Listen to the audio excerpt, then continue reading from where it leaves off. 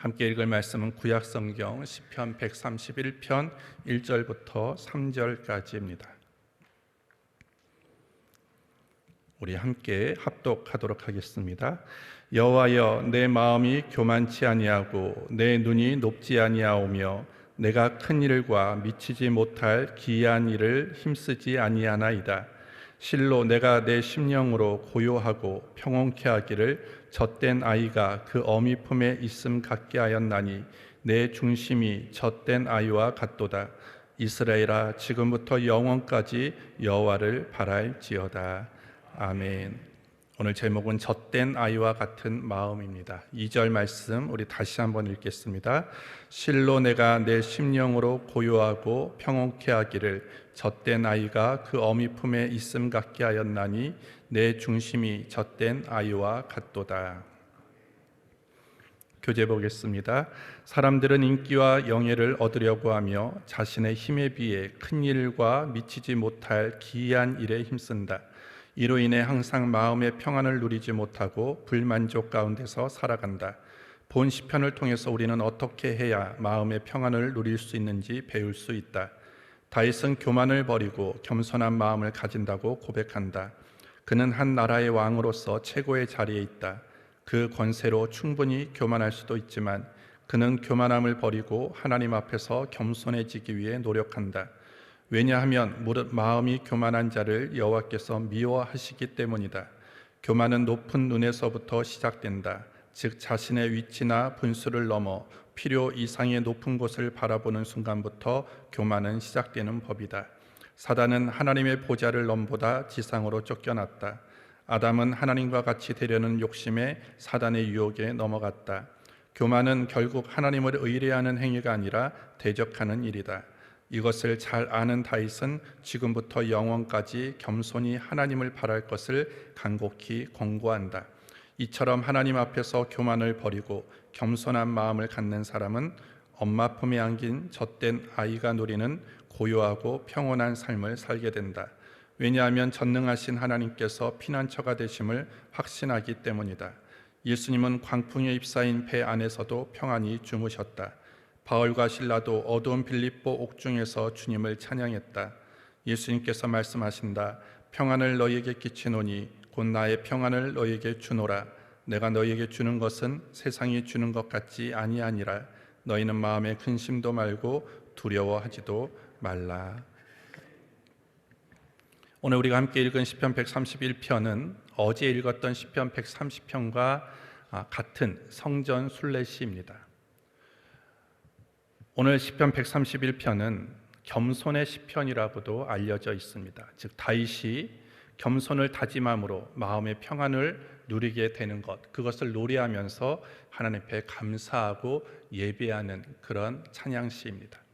오늘 본문을 통해서 우리가 알고 또 실천해야 될 것이 무엇인지를 살펴보겠습니다. 첫 번째로 우리가 마음의 평안을 누리기 위해서는 교만을 버려야 합니다. 다윗의 삶은 어떤 사람보다 험난하였고 그리고 고통의 연속이었습니다. 그럼에도 불구하고 다윗은 오늘 2절에 보시면 실로 내가 내 심령으로 고요하고 평온케 하기를 젖된 아이가 그 어미 품에 있음 같게 하였나니 내 중심이 젖된 아이와 같도다 라고 고백합니다. 자신의 인생은 그 누구보다도 험난하고 그리고 고통의 연속이었지만 자신의 삶은 늘 엄마의 품 안에 안긴 어린아이처럼 그렇게 편안했다라고 고백합니다. 그러면 오늘 다윗이 이렇게 굴곡있고 험난한 인생 속에서도 이렇게 평안 그리고 평화를 누릴 수 있었던 이유가 무엇일까요? 첫 번째 보시면 1절에 보시면 여호와여, 내 마음이 교만치 아니하고 내 눈이 높지 아니하오며 내가 큰 일과 미치지 못할 기이한 일을 힘쓰지 아니하나이다 이렇게 얘기합니다. 다윗은 지금 네 가지를 하지 않겠다라고 오늘 다짐을 하고 또 그렇게 살고자 노력을 했습니다. 자기의 마음은 교만하지 않겠다라고 결심을 했어요.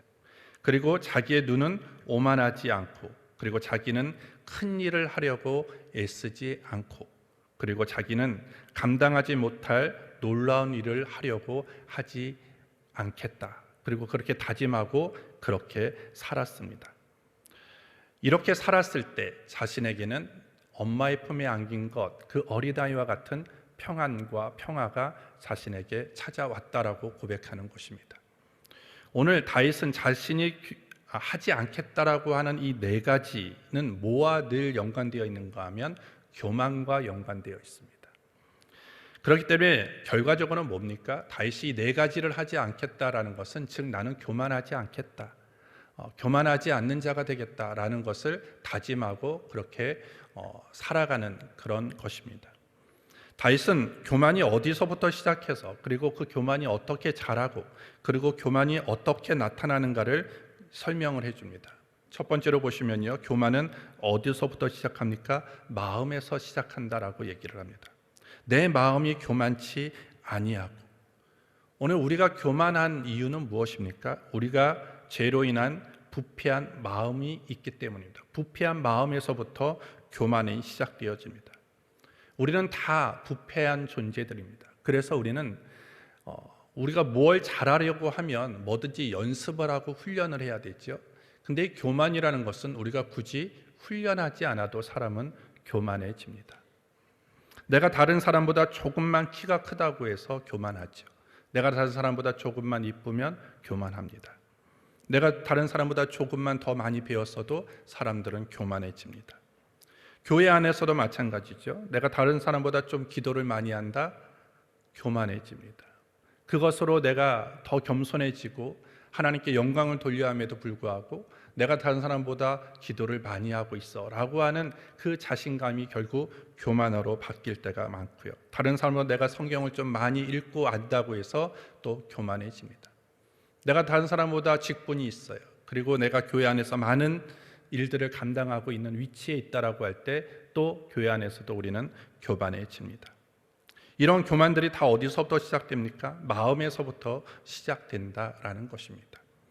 그런데 사람이 교만한 마음을 품으면 이 마음에만 교만함이 있는가? 그렇지 않죠. 그것이 드러나는 곳이 있는데 그것이 뭐냐면 눈이라는 거예요. 우리의 눈을 통해서 그 사람이 교만하다는 것이 드러납니다. 오늘 본문에 뭐라고 얘기합니까? 내 눈이 높지 아니하오며.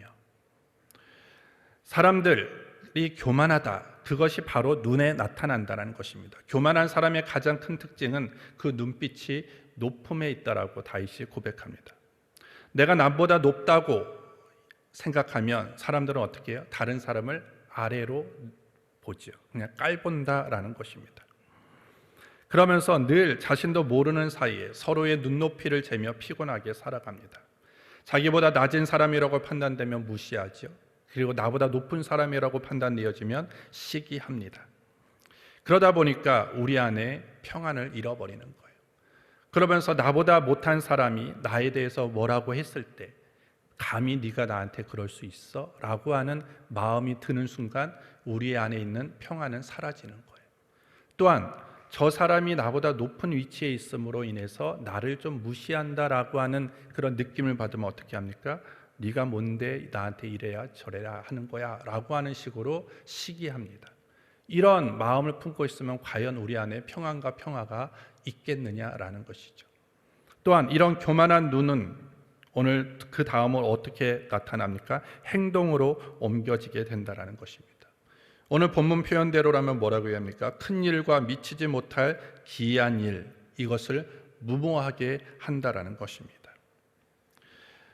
오늘 본문 1절에 보시면 다윗이 말하고 있는 큰 일과 미치지 못할 기이한 일이라는 게 뭡니까? 그것은 내 역할이 아닌 것입니다. 하나님이 나에게 주시지 않은 것, 하나님이 나에게 허락하시지 않는 것을 내가 하려고 하는 것, 그것이 교만이라는 것입니다. 하나님께서 나에게 주신 일이 아니라면, 하나님께서 나를 부르시지 않는 일이라면 내가 아무리 하고 싶고 내가 갖고 싶은 일이라도 우리는 하지 않아야 되고 가지려 해서는 안 된다라는 것입니다. 그것을 스스로 거절해야 되는 것이죠. 그러나 우리가 교만하다는 게 뭡니까? 하나님이 나에게 주신 일이 아님에도, 하나님이 나에게 허락하신 일이 아님에도 불구하고 그것을 과도하게 하려고 할 때가 있다라는 것입니다. 저 사람이, 그리고 저 일이, 저 물질이 나에게 주신 것이 아님에도 불구하고 그것을 내가 가지려고 하는 것, 그것이 교만이라는 것입니다. 다윗은 어떠합니까? 다윗이 늘 하나님을 바라보고 하나님 앞에 겸손했을 때는 하나님이 나에게 허락하지 않는 것은 취하려고 하지 않았다라는 것입니다. 사울을 2번이나 죽일 기회가 있었습니다. 그래서 그 다윗을 따르던 사람들이 뭐라고 얘기합니까? 사울을 죽이고 빨리 왕이 되라고 얘기를 합니다. 그랬을 때 다윗이 뭐라고 얘기합니까? 나는 하나님께서 기름 부은 사람을 내 손으로 해칠 수 없다. 그것은 하나님 앞에 악을 행하는 것이다 라고 얘기해요. 사울을 죽이면 자신이 왕이 될 수 있습니다. 하지만 그 시간은 하나님이 나에게 허락한 시간이 아니죠. 하나님이 왕으로 기름 부음을 주셨지만 그때는 아직 아니라는 것입니다. 그렇기 때문에 자신은 확실하게 주시지 않는 것을 가지려고 하지 않았다라는 것입니다. 남들보다 스스로 크고자 되려고 노력하지도 않았다는 것이죠. 하나님의 시간 또 하나님의 방법을 신뢰하면서 자기에게 맡기신 일들에 대해서 순간순간 최선을 다했을 때 하나님께서 그를 높여주셨다는 것입니다. 하지만 그가 교만해졌을 때 어떻게 되었습니까? 그는 취하지 않아야 되는 여인을 취하게 되어집니다. 남의 아내를 취하게 되어지죠. 그건 하나님께서 다윗에게 준 사람이 아니죠. 하나님께서 다윗에게 준 그런 상황이 아니라는 것입니다.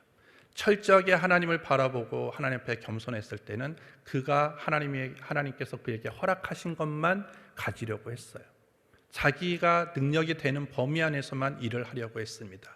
최선을 다했죠. 하지만 교만함이 들어왔을 때 어떻게 합니까? 그는 하나님이 허락하시지 않는 것, 자기의 역량을 뛰어넘는 것, 자기의 범위를 뛰어넘는 것을 가지려고 했다라는 것입니다.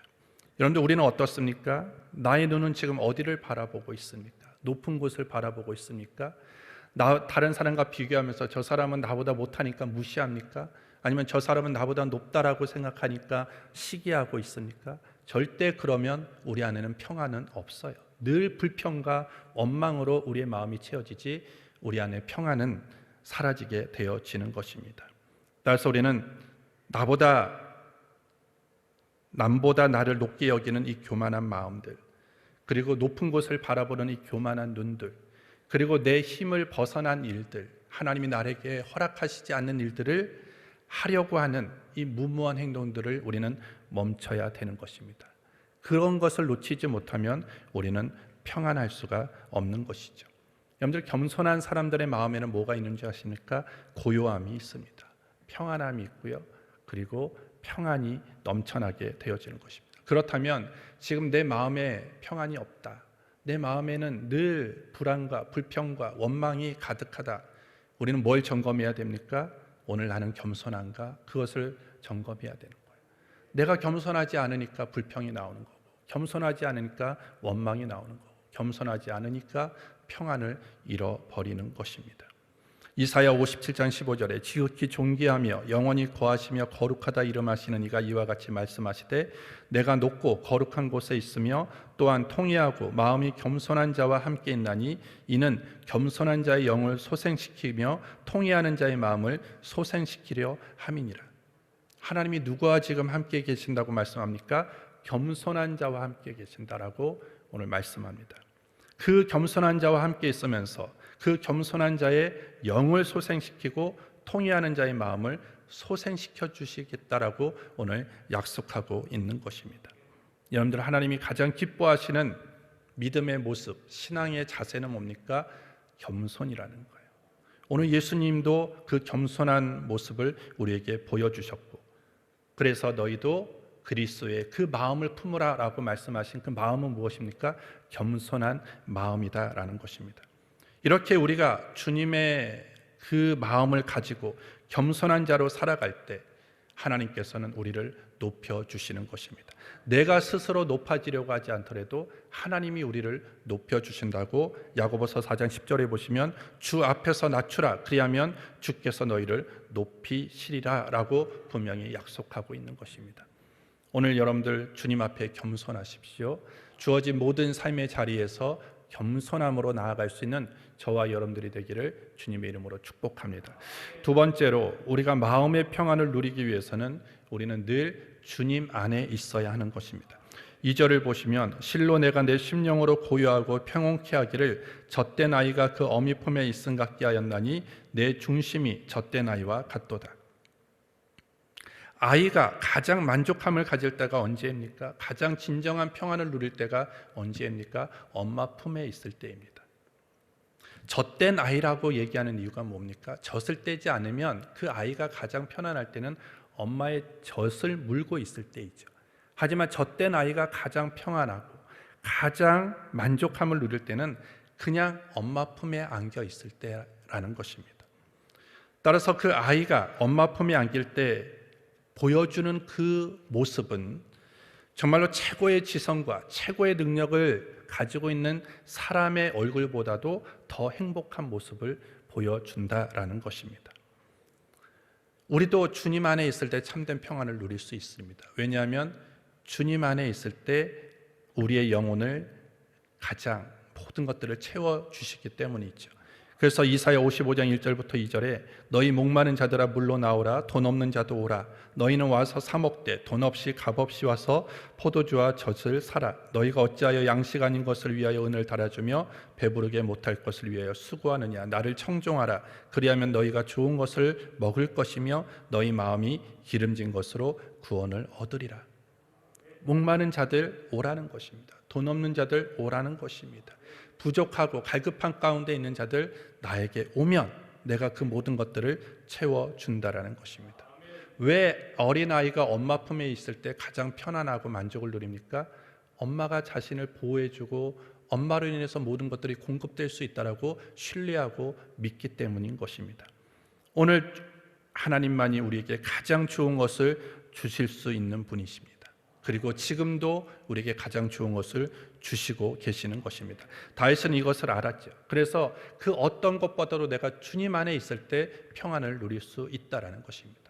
내가 이끄는 이 나라의 군사가 아무리 강력하고 나를 따르는 많은 사람들이 있다 할지라도 그것이 나에게 평안을 주는 것이 아니라 내가 주님 안에 있을 때 가장 평안을 누릴 수 있다는 것을 다윗은 인생을 살아가면서 경험하게 된 것입니다. 그래서 3절에 보시면 다윗이 뭐라고 얘기합니까? 이스라엘아 지금부터 영원까지 여호와를 바랄지어다. 너희가 마음의 평안, 삶의 평안을 누리기 위해서는 어떻게 해야 되느냐? 하나님을 바라보라는 것입니다. 지금부터 영원까지 하나님을 바라보라는 거예요. 이 바라보다라는 것은 기대하다, 희망하다, 기다리다라는 의미가 있습니다. 하나님만을 기대하고 하나님께만 소망을 두고 그리고 하나님의 은혜를 기다리는 자가 될 때 하나님께서 우리의 삶에 우리의 심령 가운데 진정한 평안을 주시는 것입니다. 여러분들 어저께 우리가 읽었던 130편 7절에도 뭐라고 얘기합니까? 이스라엘아 여호와를 바랄지어다.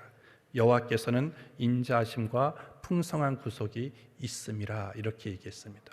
오늘 시편 131편에서도 뭐라고 얘기합니까? 이스라엘아 지금부터 영원까지 여호와를 바랄지어다 이렇게 되어 있습니다.